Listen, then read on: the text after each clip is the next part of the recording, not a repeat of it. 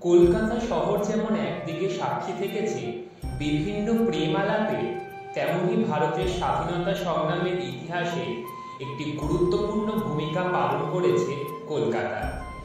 ঊনবিংশ শতাব্দীর শেষে এবং বিংশ শতাব্দীর প্রথমে কলকাতা স্বাধীনতা সংগ্রামের একটি কেন্দ্রবিন্দু হয়ে উঠেছিল।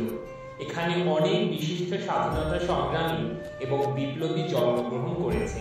আলিপুর জেল কলকাতার একটি গুরুত্বপূর্ণ ঐতিহাসিক স্থান।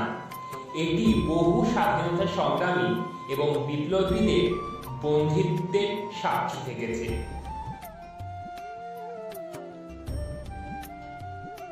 আলিপুর জেল বর্তমানে এখন আলিপুর জেল মিউজিয়াম নামে পরিচিত। এখন এটি একটি ঐতিহাসিক স্মৃতিসৌধ এবং পর্যটক কেন্দ্র। 2022 সালের 21শে সেপ্টেম্বর মাননীয় মুখ্যমন্ত্রী মমতা বন্দ্যোপাধ্যায়ের উদ্যোগে আলিপুর জেল মিউজিয়ামের উদ্বোধন হয়। জেল মিউজিয়ামে আসতে গেলে নিয়ারেস্ট মেট্রো স্টেশন হচ্ছে যতীন দাস পার্ক। যতীন দাস পার্কের গেট নাম্বার 1 থেকে বেরিয়ে 10 মিনিট মতো আলিপুর রোডের দিকে হাঁটলেই পৌঁছে যাওয়া যাবে এই মিউজিয়ামে, অথবা মেট্রো থেকে অটো করেও আসা যায়। ভাড়া পড়বে মাথা পিছু 10 টাকা। নমস্কার, আমি এখন এসেছি আলিপুর মিউজিয়ামে। আগের আলিপুর সেন্ট্রাল জেল যেটা ছিল ওটাকেই এখন রেনোভেট করে আলিপুর জেল মিউজিয়াম করা হয়েছে। আমরা এখন সেগুলোই সব ডিটেলস ঘুরে ঘুরে আস্তে আস্তে দেখব, আর পুরো ভিডিওটা কিন্তু স্কিপ না করে দেখতে হবে। এখন আমরা সেই জায়গায় এসেছি যেখানে কত স্বাধীনতা সংগ্রামীরা তাদের জীবন উৎসর্গ করেছিলেন। হ্যাঁ, এই সেই ফাঁসির মঞ্চ, যেখানে এলে সত্যি সারা শরীরে যেন একটা ঠান্ডা বাতাস বয়ে যায়। ব্রিটিশ সাম্রাজ্যের বিরোধিতার অপরাধে বন্দীদের ফাঁসি দেওয়া হতো। ফাঁসি কাঠির উল্টো দিকের ঘরটিতে এখনো একটি গ্যালারি রয়েছে, যেখান থেকে রাজনৈতিক বন্দীরা ফাঁসি দেখতে পেতেন। প্রমোদ রঞ্জন বিশ্বাস, দীনেশ গুপ্ত, রামকৃষ্ণ বিশ্বাস, দীনেশ মজুমদার, অন্তহরি মিত্র সহ আরো অনেক স্বাধীনতা সংগ্রামীদের এখানে ফাঁসি দেওয়া হয়েছে। 19 শতকে কুখ্যাত অপরাধীদের গাছে ঝোলানো হতো। ফাঁসি কাঠ হিসাবে ব্যবহার করা হতো বট, পিপুল ও ডুমুর গাছ। কেবল শাস্তিদের উদ্দেশ্যে নয়, এলাকার সাধারণ মানুষকেও ভয় দেখানোর জন্য ব্রিটিশরা প্রকাশ্যে এই হত্যাকাণ্ডগুলির আয়োজন করত। ফাঁসি দেবার পর আসামিদের প্রায় 1 ঘন্টা ঝুলিয়ে রাখা হতো। তারপর তাদের দেহ এই টানেল দিয়ে বার করা হতো। সত্যি এখানের চারিদিকটা এমনই যে আসলে মনটা কিন্তু সত্যিই ভারাক্রান্ত হয়ে যায়। এবার আপনাদের নিয়ে যাব সেই সমস্ত সেলে যেখানে পণ্ডিত জওহরলাল নেহেরু, দেশবন্ধু চিত্তরঞ্জন, বিধানচন্দ্র রায়, নেতাজি সুভাষচন্দ্র বসুর মতন স্বাধীনতা সংগ্রামীদের রাখা হয়েছিল। উল্লেখ্য, আলিপুর সেন্ট্রাল জেলের সমস্ত কয়েদিদের এখন অন্য জায়গায় ট্রান্সফার করে দেওয়া হয়েছে। নেতাজি সুভাষচন্দ্র বসু আইন অমান্যের অপরাধে 1930 খ্রিস্টাব্দের 23শে জানুয়ারি থেকে 23শে সেপ্টেম্বর অবধি এখানে কাটিয়েছিলেন। প্রথম কয়েকটি মাস তিনি নীরবে বই পড়ে এবং ধ্যান করে কাটিয়েছিলেন। 1930 এপ্রিলে আলিপুর জেলে কয়েকজন বন্দীদের ওপর অমানুষিক অত্যাচার করা হয়। তাদের অপরাধ, তারা অন্যান্য বন্দীদের ওপর অকথ্য অত্যাচারের প্রতিবাদ করেছিলেন। এই ঘটনায় সুভাষের মাথায় আঘাত লাগে ও তিনি প্রায় ঘণ্টাখানেক অজ্ঞান হয়েছিলেন। দ্বিতীয় বিশ্বযুদ্ধের সময় নেতাজি মৃত শক্তির বিরুদ্ধে আজাদ হিন্দ ফৌজ গঠন করেছিলেন, কিন্তু 1945 সালে জাপান আত্মসমর্পণ করায় তার সমস্ত পরিশ্রম বিফলে যায়।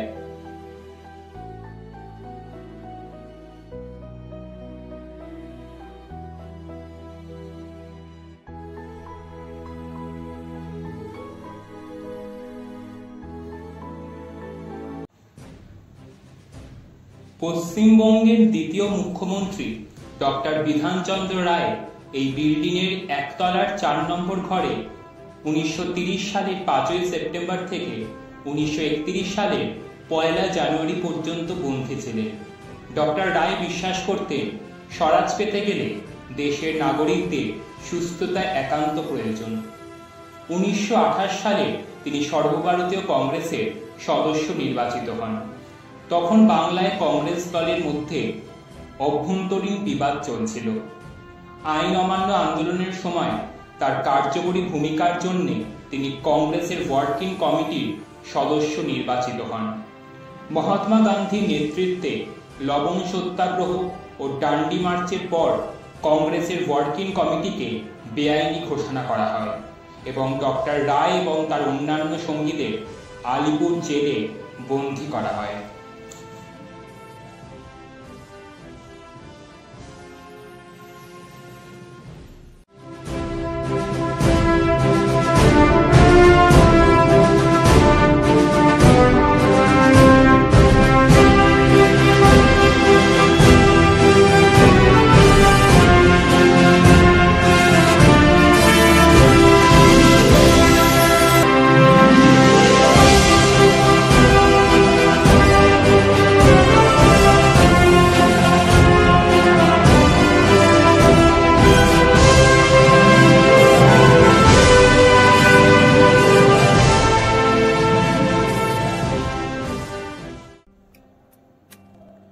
কলকাতা পৌরসভার তৎকালীন মেয়র দেশপ্রিয় যতীন্দ্রমোহন সেনগুপ্ত, জন্ম 1895, প্রয়াণ 1933।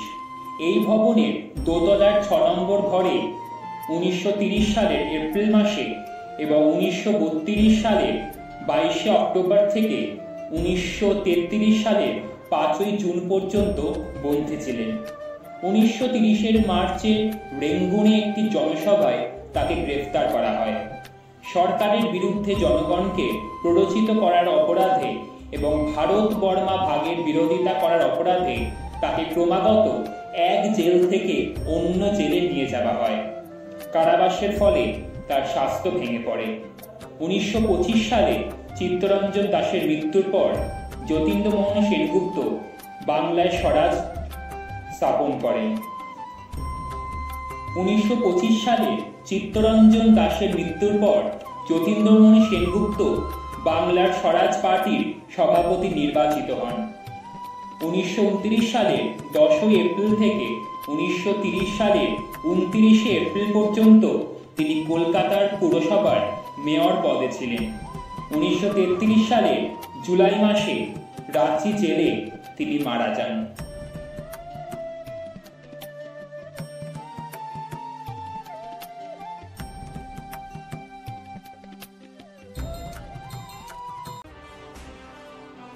ভারতবর্ষের প্রথম প্রধানমন্ত্রী পণ্ডিত জওহরলাল নেহেরু আইন অমান্য আন্দোলনে অংশগ্রহণের জন্য 1934 সালের 17 ফেব্রুয়ারি থেকে 7 মে 80 দিন তিনি এই ঘরে বন্দী ছিলেন।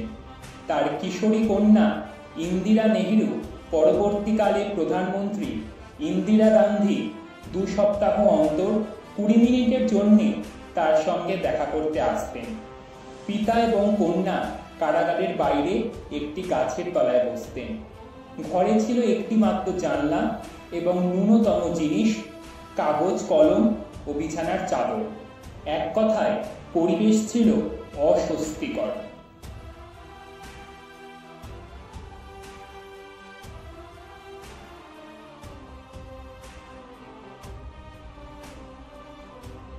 এছাড়াও সেল নাম্বার 1 এবং 2-তে রাখা হয়েছিল সাধারণ কয়েদিদের। মাঝে দেয়াল দিয়ে ভাগ করা ছিল যাতে 50 জনের বেশি কাউকে না রাখা যায়। 1950 সালে তৈরি এই ঘরগুলি ছিল খুবই ছোট আর ভালো করে আলো বাতাস অবধি ঢুকতো না। সত্যি আজ যেন ইতিহাসকে চোখের সামনে দেখে গায়ে পুরো কাটা দিয়ে উঠছে।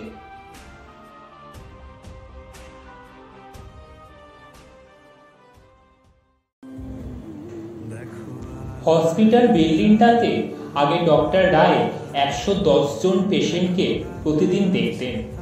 এখন হসপিটাল বিল্ডিংটি একটি মিউজিয়ামে চেঞ্জ করা হয়েছে। যেখানে বিভিন্ন স্বাধীনতা সংগ্রামীদের জীবন ও তাদের স্বাধীনতা সংগ্রামের ভূমিকা নিয়ে আলোচনা করা হয়েছে। আসুন এবার আপনাদের সাথে সেইগুলো শেয়ার করে নেওয়া যাক। সবই বৃথা আমায় ছাড়া,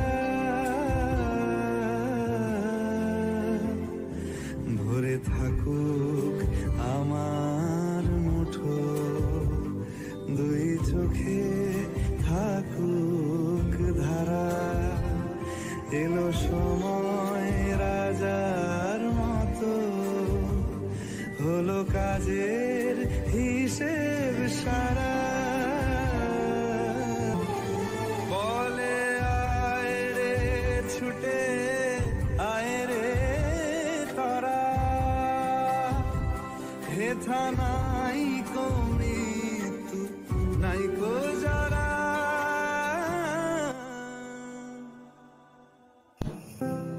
এখানে কিন্তু বাইরের সব খাবারই ভেতরে আনা অ্যালাউড।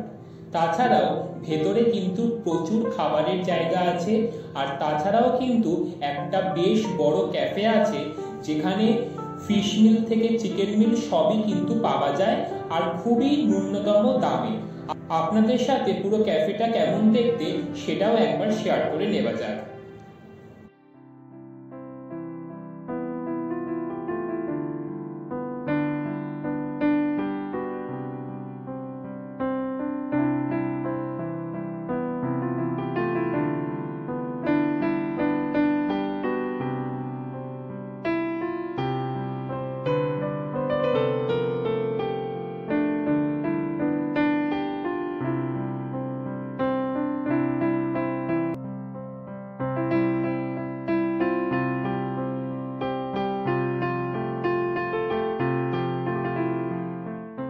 এই ভিডিওতে চেষ্টা করলাম আলিপুর মিউজিয়ামটি কেমন হয়েছে সেটা আপনাদের দেখানোর।